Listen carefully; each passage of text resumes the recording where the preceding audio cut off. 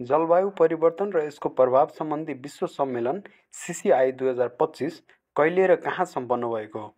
यसको सही उत्तर विक्रम सम्वत 2082 भदौ 21 देखि 23 गतेसम्म काठमाडौँमा भएको थियो। यस सम्मेलनमा चाहिँ विश्वभरबाट 21 देशका विज्ञ, वैज्ञानिक र प्राज्ञिक व्यक्तित्व गरी 200 प्रतिनिधिको सहभागिता रहेको हुन्छ। प्रश्न नम्बर 4, आणविक हतियारमा प्रतिबन्ध लगाउने सम्बन्धी संयुक्त राष्ट्र सङ्घीय सन्धि औपचारिक रूपमा कहिलेदेखि कार्यान्वयनमा आएको हो? सन् 2021 जनवरी 22 देखि। प्रश्न नम्बर 5, IUCN-द्वारा रातो सूचीमा राखिएको तारे कछुवा इन्डियन स्टार टर्टवाइज नेपालमा पहिलो पटक कहिले फेला परेको हो?